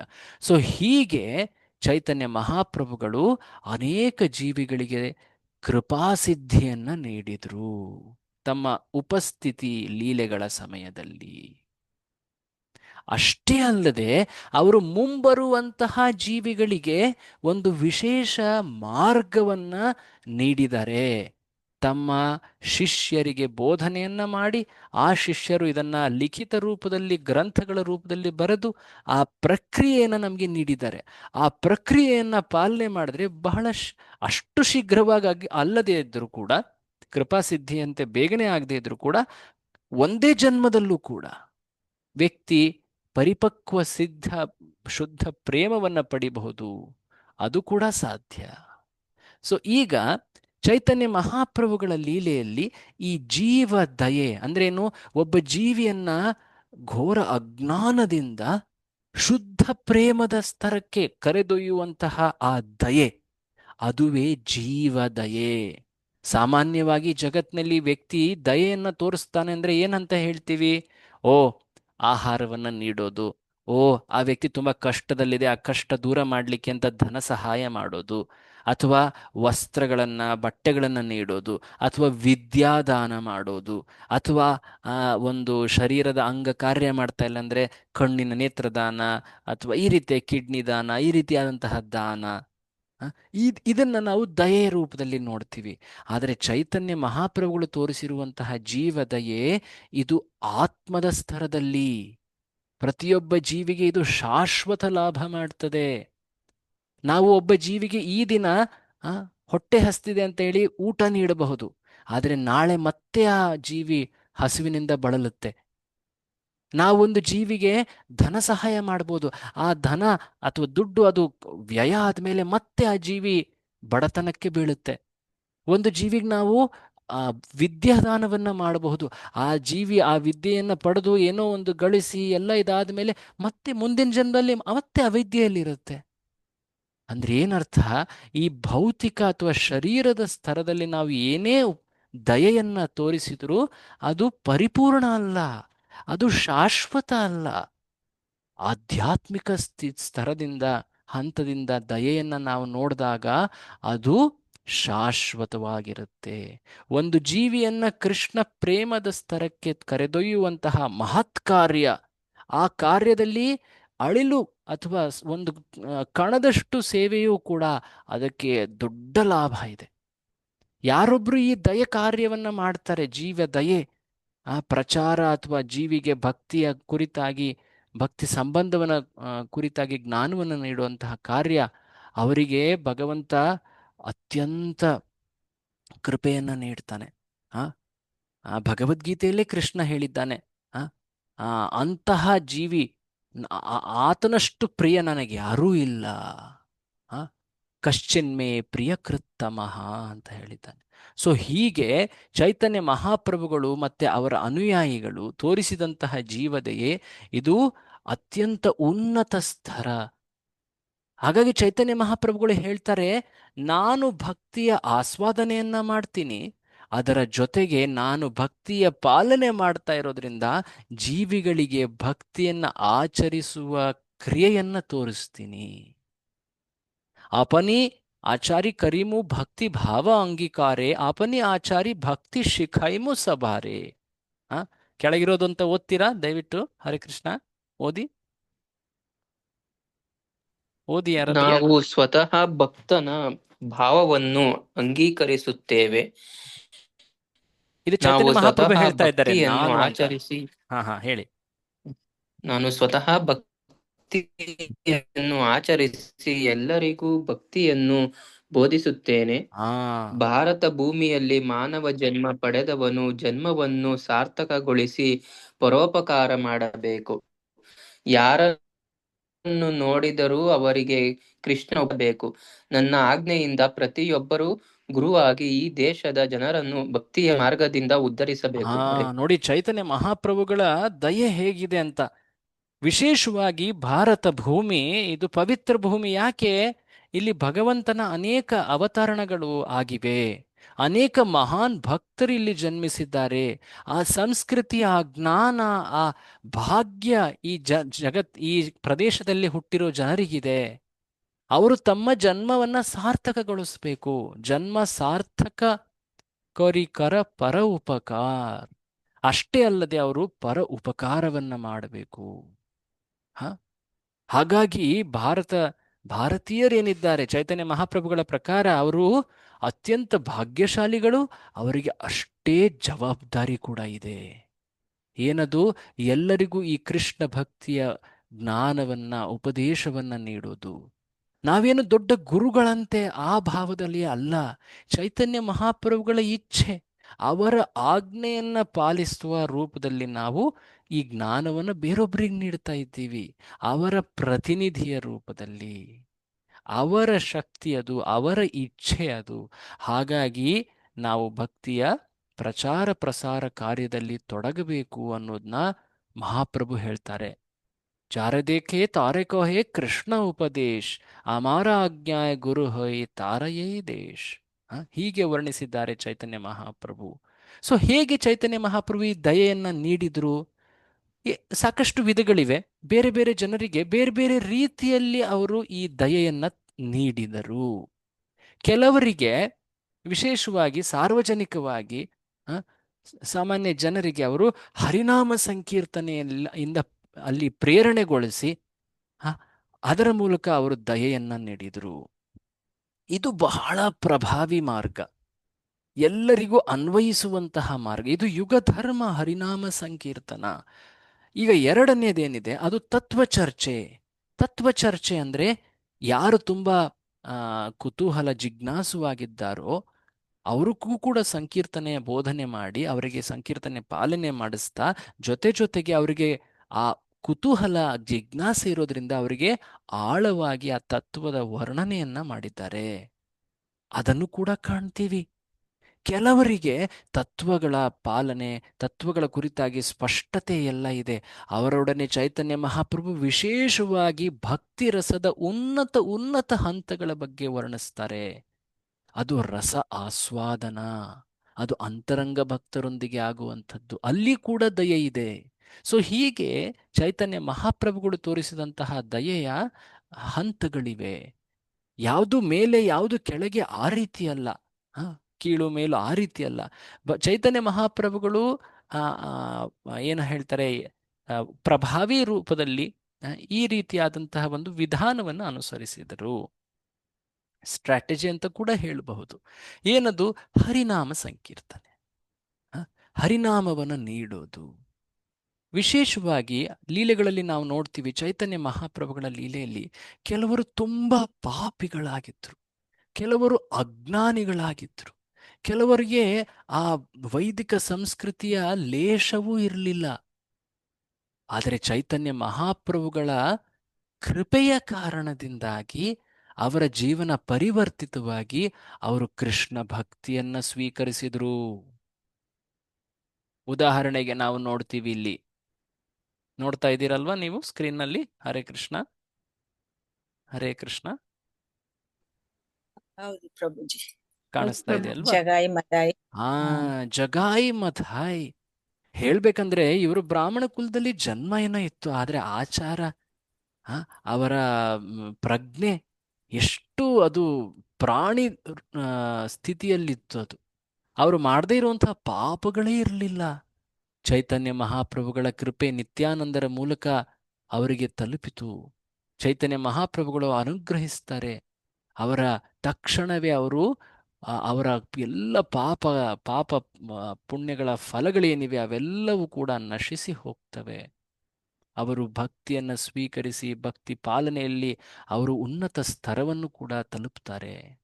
ಇಷ್ಟೇ ಅಲ್ಲದೆ ಚೈತನ್ಯ ಮಹಾಪ್ರಭು ಸನ್ಯಾಸ ಸ್ವೀಕರಿಸಿ ವೃಂದಾವನದ ಕಡೆ ಪ್ರವಾಸ ಮಾಡುವಾಗ ಒಂದು ದಟ್ಟವಾದ ಕಾಡು ಬರುತ್ತೆ, ಈಗಿನ ಜಾರ್ಖಂಡ್ ರಾಜ್ಯದ ಬಳಿ ಜಾರಿಖಂಡದ ಕಾಡು ಅಂತ ಹೇಳ್ತಾರೆ. ಅಲ್ಲಿ ಹೋಗುವಾಗ ನೋಡಿ, ಅಜ್ಞಾನದ ಜನ್ಮ ಅಂತ ಏನು ಹೇಳ್ತೀವಿ, ಪ್ರಾಣಿ ಜನ್ಮ, ಮಂಗಗಳು, ಜಿಂಕೆಗಳು, ಅಥವಾ ಇನ್ಫ್ಯಾಕ್ಟು ಕ್ರೂರ ಪ್ರಾಣಿಗಳಾದಂತಹ ಸಿಂಹ, ಹುಲಿ, ಕರಡಿಗಳು, ಆನೆಗಳು, ಇವೆಲ್ಲವೂ ಕೂಡ ಅಂತಹ ಅಜ್ಞಾನದ ಆವೃತ್ತಿ ಇದೆ ಆ ಜೀವಿಯ ಮೇಲೆ. ಅವುಗಳೂ ಕೂಡ ಚೈತನ್ಯ ಮಹಾಪ್ರಭುಗಳ ಸಂಕೀರ್ತನೆಯಿಂದ ಆ ಕೃಪಾ ದೃಷ್ಟಿಯಿಂದ ಪರಿವರ್ತಿತವಾದವು. ಇದು ಯಾವ ಸಿದ್ಧಿ ಅಂತ ಹೇಳ್ತೀರಾ? ಯಾವ ಸಿದ್ಧಿ ಇದು? ಯಾವ ಸಿದ್ಧಿ ಇದು? ಎರಡು ಸಿದ್ಧಿ ಮಾತನಾಡಿದ್ವಲ್ಲ ಇದ್ರ ಮುಂಚೆ. ಕೃಪಾಸಿದ್ಧಿ ಪ್ರಭು. ಕೃಪಾಸಿದ್ಧಿ, ಕರೆಕ್ಟ್, ಮರಿಬೇಡಿ ಅದನ್ನ. ಅದಾದ್ಮೇಲೆ ಇದು ಒಂದು ಘಟನೆ ನವದ್ವೀಪದಲ್ಲೇ ಆಗುತ್ತೆ. ಏನದು? ಒಬ್ಬ ಮುಸ್ಲಿಂ ಆಡಳಿತ ಅಧಿಕಾರಿ, ಇವರು ಚಾಂದ್ ಕಾಜಿ ಅಂತ, ವೈದಿಕ ಸಂಸ್ಕೃತಿಯ ಲೇಷವು ಇಲ್ಲ, ಸಂಕೀರ್ತನೆಯನ್ನ ತಡೆ ಮಾಡಲಿಕ್ಕೆ ಅಂತ ಹೇಳಿ ಆತನ ಸೈನಿಕರನ್ನ ಕಳಿಸಿದ್ದ. ಚೈತನ್ಯ ಮಹಾಪ್ರಭು ಬಹಳ ಕ್ರೋಧಿತರಾಗಿ ಅಸಹಕಾರ ಚಳವಳಿಯಂತೆ ಪಂಜುಗಳನ್ನು ಹಿಡ್ಕೊಂಡು ಸಾವಿರಾರು ಲಕ್ಷಾಂತರ ಜನರ ಜೊತೆ ಆತನ ಮನೆಯ ಹೊರಗೆ ಬಂದು ನಿಲ್ತಾರೆ. ಆತ ಹೆದರ ಬಿಡ್ತಾನೆ. ಚೈತನ್ಯ ಮಹಾಪ್ರಭು ಮನೆಯೊಳಗೆ ಹೋಗಿ ಆತನ ಬಳಿ ಕೂತ್ಕೊಂಡು ಆತನಿಗೆ ಮನದಟ್ಟು ಮಾಡಿಕೊಡ್ತಾರೆ. ನೀನು ಪಾಲನೆ ಮಾಡ್ತಿರುವಂತಹ ಧರ್ಮ, ಅದು ನಿನ್ನ ಶಾಸ್ತ್ರದ ಪ್ರಕಾರ ನೀನು ಜೀವಿಗಳನ್ನ ಕೊಲ್ಲಬಾರದು. ನಿನ್ನ ಶಾಸ್ತ್ರಗಳಲ್ಲಿ ಒಂದು ಕಡೆ ಜೀವಿಗಳನ್ನ ಕೊಲ್ಲಬಾರದು ಅಂತ ಹೇಳಿದರೆ, ಇನ್ನೊಂದು ಕಡೆ ಅತ್ಯಂತ ಮುಗ್ಧ, ಅತ್ಯಂತ ದಯಾಪೂರ್ವಕವಾದಂತಹ ಆ ಹಸುವನ್ನ ಕೊಲ್ಲಲಿಕ್ಕೆ ಹೇಳ್ತೀರ. ಇದು ಎಂತಹ ತರ್ಕ ನಿಮ್ಮದು? ಹೀಗೆಂದು ಹೇಳಿ ಅವರ ಶಾಸ್ತ್ರಗಳಲ್ಲಿದ್ದಂತಹ ದೋಷಗಳನ್ನು ತೋರಿಸಿ ಚೈತನ್ಯ ಮಹಾಪ್ರಭು ಮನದಟ್ಟು ಮಾಡಿಕೊಡ್ತಾರೆ. ದಯವಿಟ್ಟು ಈ ರೀತಿಯಾಗಿ ನೀವು ವರ್ತಿಸಬೇಡಿ, ಮನುಷ್ಯರಾಗಿ ಭಕ್ತಿಯನ್ನು ಸ್ವೀಕರಿಸಿ ಅಂತ ಹೇಳಿ ಅವ್ರಿಗೆ ಮನದಟ್ಟು ಮಾಡಿ ಪ್ರಚಾರ ಮಾಡ್ತಾರೆ. ಆನಂತರ ಆ ವ್ಯಕ್ತಿ ಎಷ್ಟು ಪ್ರಭಾವಿತನಾಗ್ತಾನೆ ಚೈತನ್ಯ ಮಹಾಪ್ರಭುಗಳ ದಿವ್ಯ ಉಪಸ್ಥಿತಿಯಿಂದ, ಕೃಪೆಯಿಂದ. ಆತ ಹೇಳ್ತಾನೆ, ಇನ್ನೆಂದೂ ಕೂಡ ಸಂಕೀರ್ತನಕ್ಕೆ ನಾವು ತಡೆ ಮಾಡೋದಿಲ್ಲ. ನಾನು ಹೊರರೂಪದಲ್ಲಿ ಆಗ್ಲಿಕ್ಕೆ ಆಗೋದಿಲ್ಲ, ಏಕೆಂದರೆ ನನ್ನ ಸುತ್ತಲಿರೋ ಸಮಾಜ ಇದನ್ನ ಸ್ವೀಕರಿಸೋದಿಲ್ಲ. ಆದರೆ ನಾನು ನಿಮ್ಮನ್ನ ಸ್ವೀಕರಿಸ್ತೀನಿ, ನೀವೇ ಪರಮ ಪುರುಷರು ಅಂತ ಹೇಳಿ ಆತ ಸ್ವೀಕರಿಸ್ತಾ. ಇಷ್ಟೇ ಅಲ್ಲದೆ ಚೈತನ್ಯ ಮಹಾಪ್ರಭು ವಿಶೇಷವಾಗಿ ಆ ದಕ್ಷಿಣ ಭಾರತ ಯಾತ್ರೆಯಲ್ಲಿ ಅವರು ಅನೇಕ ಕ್ಷೇತ್ರಗಳಲ್ಲಿ ಸಂಕೀರ್ತನೆಯನ್ನ ಮಾಡ್ತಾ ಹೋಗ್ಬೇಕಾದ್ರೆ ಅನೇಕ ಜನರು ಆ ದಿವ್ಯ ಸಂಕೀರ್ತನೆಯನ್ನ ನೋಡ್ತಾ, ಚೈತನ್ಯ ಮಹಾಪ್ರಭುಗಳ ಆ ಭಕ್ತಿ ಭರಿತವಾದಂತಹ ಆ ಉನ್ಮಾದದ ಸಂಕೀರ್ತನೆಯನ್ನ ನೋಡ್ತಾ, ನೃತ್ಯವನ್ನ ನೋಡ್ತಾ ಅವರ ಮನಸ್ಸುಗಳು ಪರಿವರ್ತಿತವಾದವು. ಆ ದೃಶ್ಯ ಮಾತ್ರದಿಂದಲೇ ಅವರು ಪ್ರೇಮವನ್ನ ಪಡೆದರು. ಅವರು ಕೂಡ ಆ ಗದ್ಗದಿತವಾಗಿ ಕೃಷ್ಣ ಪ್ರೇಮದ ಆನಂದವನ್ನ ಪಡೆದರು. ಅದಾದ ಮೇಲೆ ಆ ಯಾತ್ರೆಯಲ್ಲಿ ಕೆಲವೊಂದು ಕಡೆ ಅತ್ಯಂತ ದಯನೀಯ ಸ್ಥಿತಿಯಲ್ಲಿದ್ದಂತಹ ಕೆಲವರು, ಒಬ್ಬ ಕುಷ್ಠರೋಗಿ ಜೊತೆ ಚೈತನ್ಯ ಮಹಾಪ್ರಭು ಅವರ ಭೇಟಿ ಆಗ್ತದೆ. ಅವರ ಕೃಪೆಯಿಂದ ತಕ್ಷಣ ಆತನ ರೋಗವೆಲ್ಲ ಮಾಯ ಆಗಿ ಹೋಗ್ತದೆ. ಆದರೆ ಅದಕ್ಕೂ ಮಿಗಿಲಾಗಿ ಆತ ಭಕ್ತಿ ಅನುಗ್ರಹವನ್ನ ಪಡಿತಾನೆ, ಪ್ರೇಮವನ್ನ ಪಡಿತಾನೆ. ಒಬ್ಬ ಬ್ರಾಹ್ಮಣ ಅತ್ಯಂತ ಸಂಸಾರದ ದ್ವಂದ್ವಗಳಿಂದ ಬಳಲಿ ಒಂದು ರೀತಿ ಆತನಿಗೆ ಅಸಡ್ಡೆಯ ರೂಪದಲ್ಲಿ ಆತ ಮಾತುಗಳನ್ನು ಹೇಳಿದ್ದ. ನನಗೆ ಜೀವನ ಮಾಡಲಿಕ್ಕೆ ಯಾವುದೇ ಇಚ್ಛೆ ಇಲ್ಲ, ನನಗೆ ಜೀವನದ ಗತಿ ಏನು ಗೊತ್ತಾಗ್ತಾ ಇಲ್ಲ ಅಂತ. ಆ ಸಮಯದಲ್ಲಿ ಚೈತನ್ಯ ಮಹಾಪ್ರಭು ಸಂಕೀರ್ತನೆಯ ಬೋಧನೆಯನ್ನ ಮಾಡಿ ಕೃಷ್ಣ ಜ್ಞಾನವನ್ನ ನೀಡಿ ಆತನಿಗೆ ದಯೆಯನ್ನ ತೋರಿದರು. ಆ ಪ್ರವಾಸದಲ್ಲಿ ಇನ್ನೊಬ್ಬ ಕೃಷ್ಣ ಭಕ್ತನೇ, ಆದರೆ ಆತ ರಾಜನ ಸೇವಕನಾಗಿ ಕಾರ್ಯ ಮಾಡ್ತಾ ಇದ್ದ. ಆತನ ಹೆಸರು ರಾಮಾನಂದ ರಾಯ್. ಗೋದಾವರಿಯ ನದಿ ತಟದಲ್ಲಿ ಈತ ತಂಗಿದ್ದ, ರಾಜಮಂಡ್ರಿ ಹತ್ರ. ಆತನ ಭೇಟಿಯಾದಾಗ ಚೈತನ್ಯ ಮಹಾಪ್ರಭು, ಆತ ಭಕ್ತನಾಗಿದ್ದ. ಚೈತನ್ಯ ಮಹಾಪ್ರಭು ಅಂತಹ ಭಕ್ತನೊಡನೆ ಏಕಾಂತದಲ್ಲಿ ಭೇಟಿಯಾಗಿ ಕೃಷ್ಣನ ಕುರಿತಾಗಿ ಉನ್ನತ ಅಂಶಗಳನ್ನು ಚರ್ಚೆ ಮಾಡಿ ರಸ ಆಸ್ವಾದನೆಯನ್ನ ಮಾಡಿದ್ರು. ನೋಡಿ, ಇಲ್ಲೇ ಗೊತ್ತಾಗುತ್ತೆ ಚೈತನ್ಯ ಮಹಾಪ್ರಭುಗಳು ಅವರ ಏನು ಹೇಳ್ತಾರೆ, ದಯೆಯ ಘಟ್ಟಗಳು ಅಥವಾ ಹಂತಗಳು. ಸಾರ್ವಜನಿಕರಿಗೆ ಸಂಕೀರ್ತನೆ, ಜಿಜ್ಞಾಸುಗಳಿಗೆ ತತ್ವ ಚರ್ಚೆ, ಭಕ್ತರೊಡನೆ ರಸ ಆಸ್ವಾದನೆ. ಹೀಗೆ ಚೈತನ್ಯ ಮಹಾಪ್ರಭುಗಳ ಅವರ ಆಚರಣೆಗಳು. ಅದಲ್ಲದೆ ಆ ಪ್ರವಾಸಗಳಲ್ಲಿ ಉಡುಪಿಯ ಬಳಿ ಬಂದಾಗ ಅತ್ಯಂತ ಜ್ಞಾನಿಗಳಾದವರು.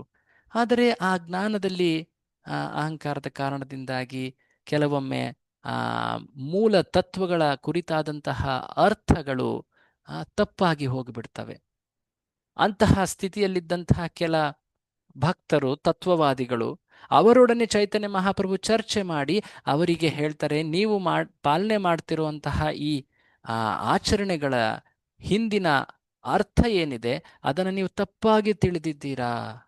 ಜೀವನದ ಅತ್ಯಂತ ಮುಖ್ಯ ಉದ್ದೇಶ ಅದು ಮೋಕ್ಷವಲ್ಲ, ವರ್ಣಾಶ್ರಮದ ಪಾಲನೆಯಲ್ಲ, ಅದು ಭಕ್ತಿ, ಅದು ಕೃಷ್ಣ ಪ್ರೇಮ ಅಂತ ಅವರು ಮಂದಟ್ಟು ಮಾಡಿಕೊಡ್ತಾರೆ.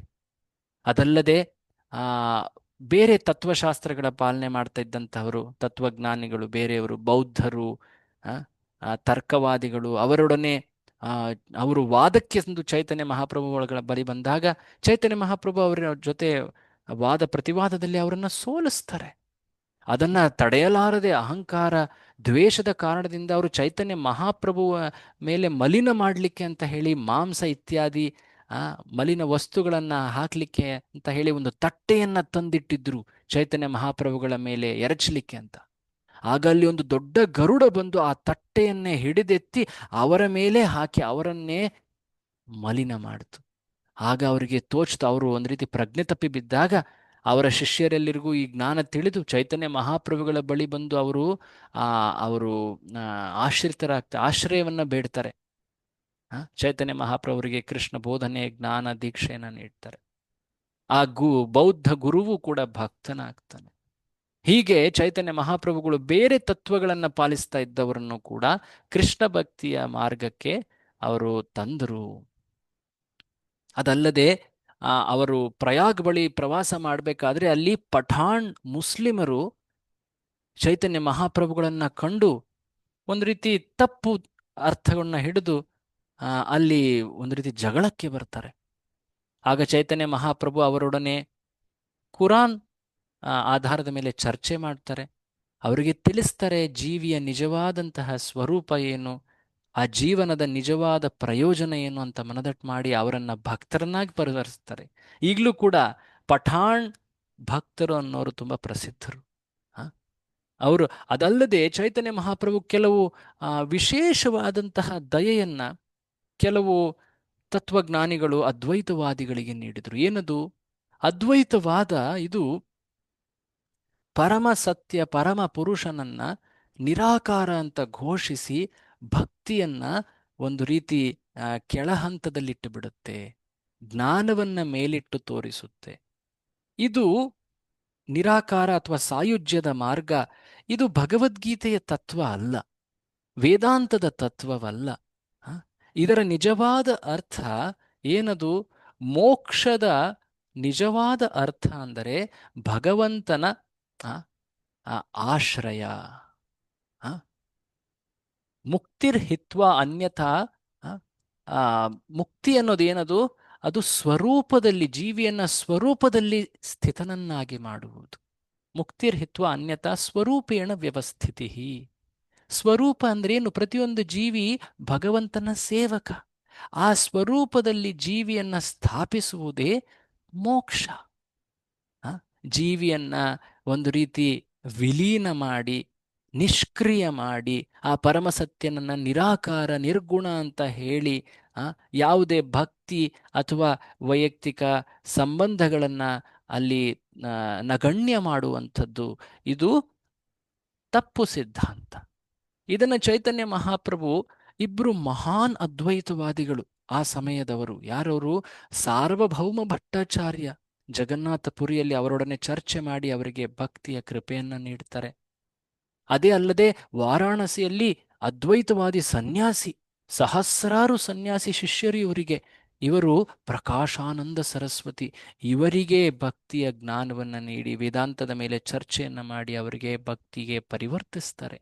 ಸೊ ಹೀಗೆ ಚೈತನ್ಯ ಮಹಾಪ್ರಭುಗಳ ಜೀವದಯೆ ಇದು ಅತ್ಯಂತ ಸರಳ ಸುಲಭದಂತೆ ಕಂಡರೂ ಕೂಡ ಅಷ್ಟೇ ಆಳವಾಗಿತ್ತು. ತಪ್ಪು ಸಿದ್ಧಾಂತದವರಿಗೆ, ಅಪಾರ್ಥಗಳನ್ನು ಗ್ರಹಿಸಿದವರಿಗೆ ಚೈತನ್ಯ ಮಹಾಪ್ರಭುಗಳು ತತ್ವ ಚರ್ಚೆಯ ಮೂಲಕ ಅವರನ್ನು ಭಕ್ತಿ ಮಾರ್ಗಕ್ಕೆ ಕರೆತಂದರು. ಯಾರು ಭಕ್ತಿಗೆ ಉನ್ಮುಖರಾಗಿದ್ದರೋ ಚೈತನ್ಯ ಮಹಾಪ್ರಭುಗಳು ಅವರಿಗೆ ಹೆಚ್ಚಿನ ಜ್ಞಾನವನ್ನು ನೀಡಿ ಅವರಿಗೆ ದಯೆಯನ್ನು ತೋರಿಸಿದರು.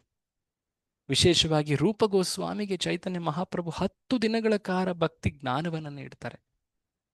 ಆ ಜ್ಞಾನದ ಆಧಾರದ ಮೇಲೆ ರೂಪ ಗೋಸ್ವಾಮಿ ಭಕ್ತಿಯ ಉನ್ನತವಾದಂತಹ ಗ್ರಂಥ ಭಕ್ತಿ ರಸಾಮೃತ ಸಿಂಧು, ಭಕ್ತಿ ವಿಜ್ಞಾನದ ಚರ್ಚೆ ಇರುವಂತಹ ಒಂದು ರೀತಿ ಭಕ್ತಿಯನ್ನ ಹೇಗೆ ನಿಜವಾಗಿಯೂ ವೈಜ್ಞಾನಿಕ ರೂಪದಲ್ಲಿ ಪಾಲಿಸಬೇಕು ಅನ್ನೋದನ್ನ ತೋರಿಸಿಕೊಟ್ಟಿರುವಂತಹ ಗ್ರಂಥ ಭಕ್ತಿ ರಸಾಮೃತ ಸಿಂಧು. ಪ್ರಭುಪಾದರು ಇದನ್ನ ಅನುವಾದ ಮಾಡಿದ್ದಾರೆ ಇಂಗ್ಲಿಷ್ಗೆ, ಅದನ್ನ ಕನ್ನಡದಲ್ಲೂ ಕೂಡ ನೀವು ಪಡಿಬಹುದು. ಇದನ್ನ ಬರೆದವರು ರೂಪ ಗೋಸ್ವಾಮಿ, ಇವರಿಗೆ ಚೈತನ್ಯ ಮಹಾಪ್ರಭು ಬೋಧನೆ ಮಾಡಿದ್ರು. ಅಷ್ಟೇ ಅಲ್ಲದೆ ಸನಾತನ ಗೋಸ್ವಾಮಿಗೆ ಸುಮಾರು 2 ತಿಂಗಳುಗಳ ಕಾಲ ಕಾಶಿ ವಾರಣಾಸಿಯಲ್ಲಿ ಚೈತನ್ಯ ಮಹಾಪ್ರಭು ಬೋಧನೆ ಮಾಡ್ತಾರೆ. ಈ ರೀತಿ ಅವರು ದಯೆಯನ್ನ ತೋರಿಸ್ತಾರೆ. ಅಷ್ಟೇ ಅಲ್ಲದೆ ಅಂತರಂಗ ಭಕ್ತರ ಜೊತೆ ಚೈತನ್ಯ ಮಹಾಪ್ರಭು ಕೃಷ್ಣನ ಕುರಿತಾಗಿ, ಕೃಷ್ಣನ ಭಕ್ತರ ಕುರಿತಾಗಿ, ಆ ಕೃಷ್ಣ ಮತ್ತೆ ಕೃಷ್ಣನ ಭಕ್ತರಾದಂತಹ ಉನ್ನತ ಭಕ್ತರಾದಂತಹ ಗೋಪಿಯರು ಶ್ರೀರಾಧಾ ಅವರೊಡನೆ ಕೃಷ್ಣನ ಲೀಲೆಗಳ ಕುರಿತಾಗಿ ಚರ್ಚಿಸ್ತಾರೆ. ಅದು ಅಂತರಂಗ ಭಕ್ತರೊಡನೆ ಮಾತ್ರ. ಸೊ ಆ ಗಂಭೀರ ಎನ್ನುವಂತಹ ಚೈತನ್ಯ ಮಹಾಪ್ರಭುಗಳ ಅವರು ನೆಲೆಸಿದ್ದಂತಹ ಮನೆ ಗೃಹ, ಅದನ್ನು ಈಗಲೂ ಕೂಡ ನಾವು ನೋಡಬಹುದು ಚೈತನ್ಯ ಜಗನ್ನಾಥ ಪುರಿಯಲ್ಲಿ. ಅಲ್ಲಿ ತಮ್ಮ ಅಂತರಂಗ ಭಕ್ತರಾದಂತಹ ರಾಮಾನಂದರಾಯ, ಸ್ವರೂಪ ದಾಮೋದರ ಇವರ ಜೊತೆ ಅವರು ಚರ್ಚಿಸ್ತಾ ಇದ್ರು. ಸೊ ಹೀಗೆ ಚೈತನ್ಯ ಮಹಾಪ್ರಭು ಎಲ್ಲರಿಗೂ ಭಕ್ತಿಯ ಅವಕಾಶವನ್ನ ನೀಡಿದ್ರು, ಎಲ್ಲರಿಗೂ ಭಕ್ತಿಯ ಆ ಕೃಪಾ ಸಿದ್ಧಿಯನ್ನ ನೀಡಿದ್ರು. ಜೊತೆಗೆ ಭಕ್ತಿಯ ಜ್ಞಾನವನ್ನು ಉಪದೇಶಿಸಿದ್ರು ಕೆಲವರಿಗೆ. ಆ ಉಪದೇಶಗಳನ್ನು ಪಡೆದವರು ಅದನ್ನು ಲಿಖಿತ ರೂಪದಲ್ಲಿ ಗ್ರಂಥಗಳಾಗಿ ಅವರು ಮುಂದಿನ ಪೀಳಿಗೆಗಳಿಗೆ ನೀಡಿದ್ದಾರೆ, ನಮ್ಮೆಲ್ಲರ ಒಳಿತಿಗೋಸ್ಕರ. ಸೊ ಚೈತನ್ಯ ಮಹಾಪ್ರಭುಗಳ ಕೃಪೆ ಅವರ ಅನುಯಾಯಿಗಳ ಲೇಖನದಿಂದ, ಗ್ರಂಥಗಳಿಂದ ನಮಗೂ ಕೂಡ ಸಿಗುತ್ತೆ. ಚೈತನ್ಯ ಮಹಾಪ್ರಭುಗಳ ಆ ಬೋಧನೆಗಳ ಕೃಪೆಯನ್ನು ನಾವು ಕೂಡ ಪಡಿಬಹುದು. ಹೀಗೆ ಚೈತನ್ಯ ಮಹಾಪ್ರಭುಗಳು ಸುಮಾರು 48 ವರ್ಷಗಳ ಕಾಲ ಅದ್ವಿತೀಯವಾದಂತಹ ಲೀಲೆ, ಬ್ರಹ್ಮನ ಒಂದು ದಿನದಲ್ಲಿ ಒಮ್ಮೆ ಮಾತ್ರ ಬರುವಂತಹ ಈ ವಿಶೇಷ ಪ್ರಾಕಟ್ಯ, ಸ್ವಯಂ ಭಗವಾನ್ ಕೃಷ್ಣ ಒಂದು ಕಲ್ಪದಲ್ಲಿ ಒಮ್ಮೆ ಮಾತ್ರ ಪ್ರಕಟನ. ಕಲ್ಪ ಅಂದ್ರೆ ಬ್ರಹ್ಮನ ಒಂದು ದಿನ, ಅದು ಲಕ್ಷಾಂತರ ಕೋಟ್ಯಾಂತರ ವರ್ಷಗಳ ಕಾಲ. ಅದರಲ್ಲಿ ಅನೇಕ ಯುಗಗಳು, ಅನೇಕ ಮನ್ವಂತರಗಳು ಘಟಿಸಿ ಹೋಗ್ತವೆ ಒಂದು ದಿನದಲ್ಲಿ. ಅಂತಹ ಒಂದು ದಿನದಲ್ಲಿ ಒಮ್ಮೆ ಮಾತ್ರ ಚೈತನ್ಯ ಮಹಾಪ್ರಭುಗಳ ಪ್ರಾಕಟ್ಯ. ಸೊ ಅಂತಹ ವಿಶೇಷ ಅವತಾರ ಅದು ಚೈತನ್ಯ ಮಹಾಪ್ರಭುಗಳದು. ಆ 48 ವರ್ಷಗಳ ಅದ್ವಿತೀಯ ಲೀಲೆಗಳನ್ನ, ಚೈತನ್ಯ ಮಹಾಪ್ರಭುಗಳ ಕುರಿತಾದಂತಹ ಲೀಲೆಗಳನ್ನ, ಅವರ ಬೋಧನೆಗಳನ್ನ ಚೈತನ್ಯ ಚರಿತಾಮೃತ ಅನ್ನೋ ಗ್ರಂಥದಲ್ಲಿ ನಾವು ಕಾಣಬಹುದು. ನಾವೆಲ್ಲರೂ ಕೂಡ ಅದರ ಲಾಭವನ್ನು ಪಡಿಬಹುದು. ಆ ಪುಸ್ತಕಗಳನ್ನು ಓದಿ ಪ್ರಭುಪಾದರದನ್ನು ನಮಗೋಸ್ಕರ ಅನುವಾದ ಮಾಡಿದ್ದಾರೆ. ಬಂಗಾಳಿ ಮತ್ತು ಸಂಸ್ಕೃತದಲ್ಲಿರುವಂತಹ ಗ್ರಂಥಗಳನ್ನು ಕನ್ನಡದಲ್ಲೂ ಕೂಡ ಅದು ನಮ್ಮೆಲ್ಲರಿಗೂ ದೊರಕಿದೆ. ಚೈತನ್ಯ ಮಹಾಪ್ರಭುಗಳ ನಂತರ ಅವರ ಶಿಷ್ಯರಾದ ಗೋಸ್ವಾಮಿಗಳು ಇದನ್ನ ಮುಂದುವರೆಸಿದರು. ಅದಾದ ನಂತರ ವಿಶೇಷವಾಗಿ ಭಗವದ್ಗೀತೆಯಲ್ಲೇ ಹೇಳಿರುವಂತೆ ಸ ಕಾಲೇ ನೇಹ ಮಹತ ಯೋಗೋ ನಷ್ಟ ಪರಂತಪ. ಕೆಲ ಕಾಲದಲ್ಲಿ ಅನೇಕ ರೀತಿಯ ಒಂದು ರೀತಿ ಅಪಸಿದ್ಧಾಂತಗಳು ಮೂಡ್ತವೆ. ಮಹಾಪ್ರಭು ತಿರೋಭಾವದ ನಂತರ ಅನೇಕ ವ್ಯತ್ಯಾಸಗಳು, ಒಂದು ರೀತಿ ಭಕ್ತಿ ಪಾಲನೆಯಲ್ಲಿ ಕುಗ್ಗುವಿಕೆ, ತಪ್ಪು ತತ್ವಗಳು, ತಪ್ಪು ಆಚರಣೆಗಳು, ಸಿದ್ಧಾಂತಗಳೆಲ್ಲವೂ ಕೂಡ ಅಲ್ಲಿ ಮೂಡಿದವು. ಅದರ ಕಾರಣದಿಂದ ಅಪಸಂಪ್ರದಾಯಗಳು ಕಂಡವು. ಅವರು ಹೇಳ್ತಾ ಇದ್ರು ನಾವು ಚೈತನ್ಯ ಮಹಾಪ್ರಭುಗಳ ಅನುಯಾಯಿ ಅಂತ, ಆದರೆ ಅವರು ಪಾಲನೆ ಮಾಡ್ತಾ ಇದ್ದಂತಹ ತತ್ವ ಆಚರಣೆಗಳು ಎಲ್ಲವೂ ಕೂಡ ಬೇರೆಯೇ ಆಗಿಬಿಟ್ಟಿತ್ತು. ಈ ರೂಪದಲ್ಲಿ ಒಂದು ರೀತಿಯ ಡಿವಿಯೇಷನ್ ಅಂತ ಏನು ಹೇಳ್ತೀವಿ, ಅಪಸಂಪ್ರದಾಯ, ಸುಮಾರು 13-14 ಅಪಸಂಪ್ರದಾಯಗಳು ಪ್ರಕಟವಾದವು. ಚೈತನ್ಯ ಮಹಾಪ್ರಭುಗಳ ಆ ಮೂಲ ಕೃಪಾ ಅವರ ಬೋಧನೆಗಳು ಒಂದು ರೀತಿ ಲುಪ್ತವಾದಂತೆ ಕಂಡುಬಿಟ್ವು. ಆ ಸಮಯದಲ್ಲಿ ಚೈತನ್ಯ ಮಹಾಪ್ರಭುಗಳ ಪರಮ ಭಕ್ತನಂತೆ ಶ್ರೀಲ ಭಕ್ತಿವಿನೋದ್ ಠಾಕೂರರು ಅಲ್ಲಿ ಪ್ರಕಟರಾಗ್ತಾರೆ 19ನೇ ಶತಮಾನದಲ್ಲಿ. ಅವರು ಆಳವಾಗಿ ಅದನ್ನು ಅಧ್ಯಯನ ಮಾಡಿ, ಅವರು ಆ್ಯಕ್ಚುಲಿ ಹೇಳಬೇಕಂದ್ರೆ ಬ್ರಿಟಿಷ್ ಕಾಲದಲ್ಲಿ ಅವರು ಕೋರ್ಟ್ ಮ್ಯಾಜಿಸ್ಟ್ರೇಟ್ ಆದವರು, ಅಷ್ಟು ಜವಾಬ್ದಾರಿಯುತವಾದಂತಹ ಹುದ್ದೆಯಲ್ಲಿದ್ದವರು. ಅಷ್ಟೇ ಜವಾಬ್ದಾರಿಯುತವಾಗಿ ಭಕ್ತಿಯನ್ನು ಪ್ರಸಾರ ಮಾಡಿದ್ದಾರೆ. ಸುಮಾರು 100ಕ್ಕೂ ಹೆಚ್ಚು ಗ್ರಂಥಗಳನ್ನು ಬರೆದಿದ್ದಾರೆ ಅವರು. ಅದನ್ನು ಅವರು ನಾಮಹಟ್ಟ ಈ ರೀತಿಯಲ್ಲಿ ಅವರು ಆರ್ಗನೈಸ್ ಮಾಡಿ, ಸಂಘಟನೆ ಮಾಡಿ ಅವರು ಪ್ರಚಾರ ಮಾಡಿದರು. ಅದಾದ ನಂತರ ಅವರ ಪುತ್ರನಾದಂತಹ ಭಕ್ತಿ ಸಿದ್ಧಾಂತ ಸರಸ್ವತಿ ಠಾಕೂರ್, ಭಾರತ ಕಂಡಂತಹ ಅತಿ ಮೇಧಾವಿ ವ್ಯಕ್ತಿಯವರು. ಅಫ್ಕೋರ್ಸ್ ಇದು ಸ್ವಾತಂತ್ರ್ಯದ ಸಂಗ್ರಾಮದ ಸಮಯ, ಆದರೆ ಆ ಸಮಯದಲ್ಲೂ ಕೂಡ ಅವರು ಭಕ್ತಿಯ ಪ್ರಸಾರವನ್ನು ಬಹಳ ದಿಟ್ಟವಾಗಿ ಮುನ್ನಡೆಸಿದರು, ಕಲಿಯುಗದ ಪ್ರಭಾವದ ಇದ್ದರೂ ಕೂಡ. ಅದಾದ ನಂತರ ಅನೇಕರು ಭಕ್ತಿ ಸಿದ್ಧಾಂತ ಸರಸ್ವತಿ ಠಾಕೂರರ ಅನುಯಾಯಿಗಳು ಅದನ್ನ ಮುಂದುವರಿಸಿದರು. ವಿಶೇಷವಾಗಿ ಗೌಡಿಯ ಮಠ ಇವುಗಳನ್ನು ಸ್ಥಾಪಿಸಿದರು ಭಕ್ತಿ ಸಿದ್ಧಾಂತ ಸರಸ್ವತಿ ಠಾಕೂರ್. ಭಾರತದ ಹೊರಗೂ ಕೂಡ ಇದರ ಪ್ರಚಾರಕ್ಕೆ ಅವರು ಒಂದು ರೀತಿ ಸಂಘಟನೆಯನ್ನು ಪ್ರಯತ್ನ ಮಾಡಿದ್ರು. ಅವರ ಶಿಷ್ಯರಾದಂತಹ ಶ್ರೀಲ ಪ್ರಭುಪಾದರು, ಎ.ಸಿ. ಭಕ್ತಿವೇದಾಂತ ಸ್ವಾಮಿ ಪ್ರಭುಪಾದರು, ಅವರ ಆ ಜೀವನವನ್ನು ನಾವೆಲ್ಲ ಕಂಡಿದ್ದೀವಿ ಅಂದರೆ ಅವರ ಕುರಿತಾಗಿ ನಾವು ಓದಿದ್ದೀವಿ. ಅವರ ಜೀವನದ ಕುರಿತಾಗಿ ನಾವು ಸಾಕಷ್ಟು ಕೇಳಿದ್ದೀವಿ. 12 ವರ್ಷಗಳ ಕಾಲ ಅವರು ಮಾಡಿದಂತಹ ಆ ಪ್ರಚಾರ, ಅಫ್ಕೋರ್ಸ್ ಅದರ ಹಿಂದೆ 40 ವರ್ಷಗಳ ಕಷ್ಟ ಇತ್ತು. ಆದರೆ ಆ ಕೊನೆಯ 12 ವರ್ಷಗಳಲ್ಲಿ ಭಗವಂತ ಅವರಿಗೆ ಅಸಾಧಾರಣ ಯಶಸ್ಸನ್ನು ನೀಡಿದ. ಅವರು ವಿದೇಶಕ್ಕೆ ಪ್ರವಾಸ ಮಾಡಿ ಸುಮಾರು 108 ಕೃಷ್ಣ ಮಂದಿರಗಳನ್ನು ಸ್ಥಾಪಿಸಿ ಭಗವಂತನ ಈ ಚೈತನ್ಯ ಮಹಾಪ್ರಭುಗಳ ಗ್ರಂಥಗಳನ್ನು ಅನುವಾದ, ಪ್ರಕಾಶನ, ಮುದ್ರಣ, ವಿತರಣೆ ಎಲ್ಲ ಮಾಡ್ತಾರೆ. ಸೊ ಅದ್ವಿತೀಯವಾದಂತಹ ಈ ಭಕ್ತಿ ಪ್ರಚಾರದ ಕಾರ್ಯವನ್ನು ಮುನ್ನಡೆಸಿದರು. ಅವರ ಅನುಯಾಯಿಗಳಾಗಿ ಅವರ ಶಿಷ್ಯರಾದವರು, ಅವರ ಶಿಷ್ಯರ ಶಿಷ್ಯರು ಈ ಸಂಸ್ಥೆಯನ್ನು ಮುಂದುವರಿಸ್ತಾ ಇದ್ದಾರೆ. ಈ ಗ್ರಂಥಗಳ, ಈ ಚೈತನ್ಯ ಮಹಾಪ್ರಭುಗಳ ಬಳುವಳಿ ಅಥವಾ ಇವರ ಈ ಏನು ಹೇಳ್ತಾರೆ ಹೆರಿಟೇಜ್, ಅವರ ಈ ಸಂಪ್ರದಾಯವನ್ನು ಮುನ್ನಡೆಸ್ತಾ ಇದ್ದಾರೆ. ನಾವೆಲ್ಲರೂ ಕೂಡ ಅತ್ಯಂತ ಕೃತಜ್ಞರು ಸ್ವಾಮಿ ಶ್ರೀಲ ಪ್ರಭುಪಾದರಿಗೆ.